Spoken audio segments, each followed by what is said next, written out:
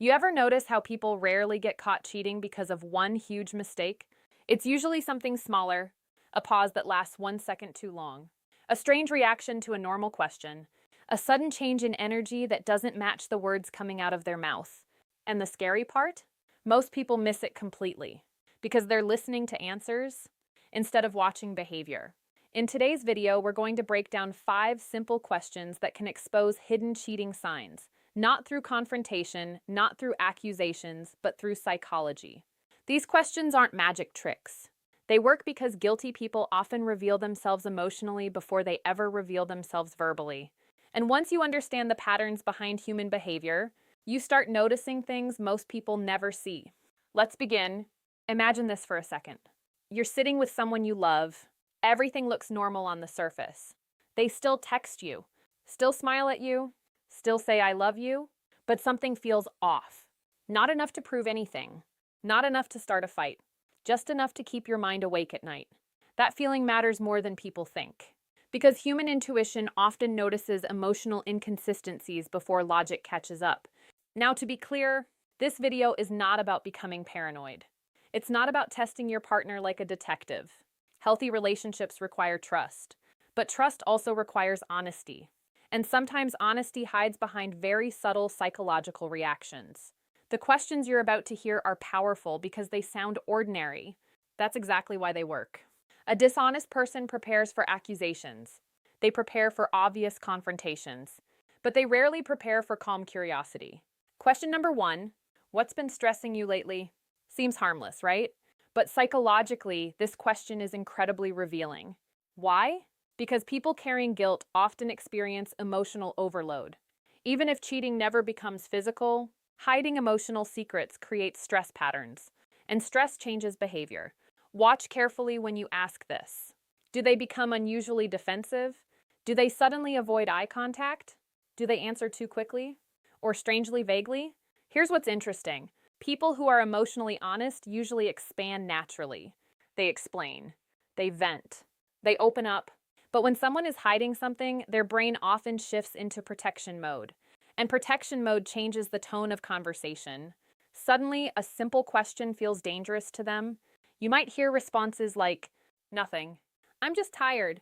You asked too many questions lately. That last one matters. Because guilt often redirects attention. Instead of answering calmly, they make you feel wrong for asking. That's a classic psychological defense mechanism. And no, one reaction alone proves nothing. But repeated emotional deflection, that tells a story. Now here's where it gets deeper. A lot of people think cheating signs are about phones, messages, or disappearing acts. But long before those things appear, emotional distancing usually starts first, which leads to question number 2. When was the last time you felt truly happy with us? This question creates psychological pressure because it forces emotional reflection. And emotionally disconnected people struggle with reflection, especially when their attention has shifted elsewhere. Watch the difference between authentic and forced answers. An emotionally invested partner usually remembers moments, specific memories, shared experiences. We were really happy during that trip. I loved our late night talks last month. There's emotion attached to the memory. But when someone emotionally disconnects, their answers often become flat, generic, or strangely impatient. Why are you asking that? Of course I'm happy. You're overthinking again. Notice what happened there? They answered the concern without actually answering the question. That gap matters because emotionally divided people often avoid depth. Depth creates vulnerability, and vulnerability threatens hidden behavior. Here's something relationship psychologists understand well. People hiding emotional betrayal often fear meaningful conversations more than arguments. Why? Because emotional honesty requires consistency. And inconsistency creates anxiety. That anxiety leaks out through body language, tone, and irritation. Not always, but often. Now, before we continue, I want you to think about something important.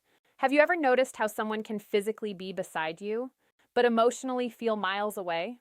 That emotional distance rarely appears overnight. It builds quietly, and sometimes the smallest questions reveal the biggest cracks. Which brings us to question number 3. Why do you think relationships fail? This question is powerful because it sounds philosophical instead of personal. That lowers defenses. And once defenses lower, people accidentally reveal their mindset. Psychologists sometimes call this projection. People unconsciously describe their own behaviors while pretending to talk generally. Pay attention to patterns like this. If someone cheats, it's probably because their partner stopped giving them attention. Now, on the surface, that sounds reasonable, but hidden inside that statement is justification, a subtle shifting of responsibility. Another example, people aren't meant to stay emotionally connected forever. Again, that doesn't prove cheating, but it can reveal emotional rationalization happening beneath the surface. Healthy partners usually discuss relationship failure with accountability. They mention communication, trust, effort, honesty, but emotionally guilty people sometimes focus heavily on excuses. That difference matters more than most people realize. And here's the unsettling part. Sometimes people confess emotionally long before they confess literally. Not directly, not intentionally, but through repeated attitudes and justifications. The human mind hates guilt, so it tries to reduce guilt psychologically. One way it does that is by slowly normalizing questionable behavior. Now, let me ask you something. Have you ever met someone who suddenly became extremely protective of their privacy out of nowhere? Not healthy boundaries. That's different. I mean abrupt secrecy. Phone angle changes, sudden screen flips, quick exits during conversations, new passwords. Emotional coldness disguised as needing space. People often ignore these changes individually, but behavior patterns matter more than isolated incidents. And that leads directly into question number 4. Do you feel like we still tell each other everything? This question creates discomfort for emotionally dishonest people because it targets transparency without accusation. That's what makes it effective. Watch for emotional reactions more than words. A secure partner might say, "Honestly, maybe not as much lately. We've both been distracted. I think we should communicate better." That response shows openness, but someone hiding something may instantly become tense. Why? Because transparency is threatening when secrecy already exists. You may notice irritation, sarcasm, sudden blame shifting, or this common reaction, "What are you trying to say?" That question is important psychologically, because innocent people usually focus on understanding the concern. Guilty people often focus on identifying the threat. Huge difference. And here's something most people never realize. The brain under guilt constantly scans conversations for danger. That's why harmless questions can suddenly create oversized reactions. Not because the question was aggressive, but because their conscience interpreted it that way. Now, at this point in the video, some viewers are probably thinking, okay, but what if someone is just stressed or emotionally unavailable? Fair question. And that's exactly why context matters. No single behavior proves betrayal. Human beings are complicated. Stress changes behavior. Depression changes behavior. Life pressure changes behavior. This video isn't about paranoia. It's about awareness. Real psychology is never about jumping to conclusions. It's about recognizing repeated emotional patterns. And one of the strongest patterns of emotional dishonesty is inconsistency. Someone's energy changes, their warmth changes, their communication changes, but their explanations never fully connect. That confusion can slowly destroy your confidence, especially if you constantly ignore your instincts to protect the relationship. And honestly, a lot of people stay trapped there for years, not because they're weak, but because uncertainty is psychologically exhausting. Which brings us to the final question, and this one might be the most revealing of all. Question number 5. Have you ever felt tempted to emotionally connect with someone else? Notice the wording carefully.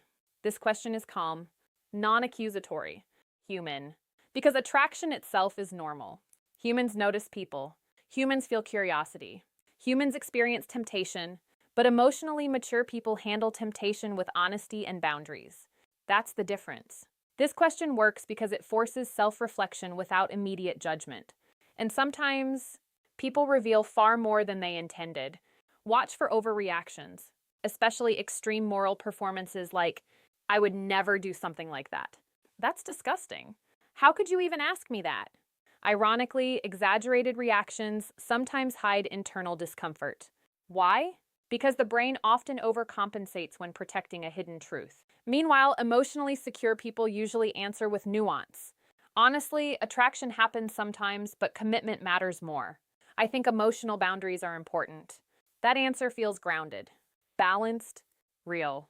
And here's the deeper psychological insight most people miss. Cheating rarely begins physically. It often begins emotionally, with secrecy, validation seeking, emotional escape, private conversations that slowly become emotionally intimate. That's why emotional shifts matter so much.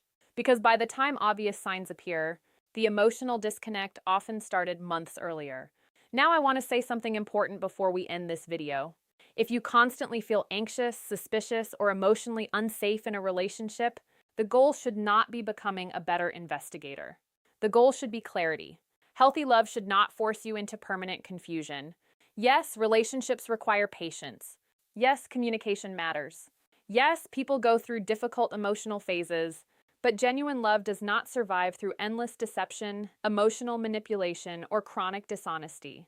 And sometimes the hardest truth is this. Your body notices emotional danger before your mind fully accepts it. That heavy feeling, that constant uncertainty, that emotional exhaustion after simple conversations. Those experiences matter, not because they automatically prove cheating, but because they reveal that something inside the relationship needs attention. And whether the issue is betrayal, emotional distance, resentment, or poor communication, not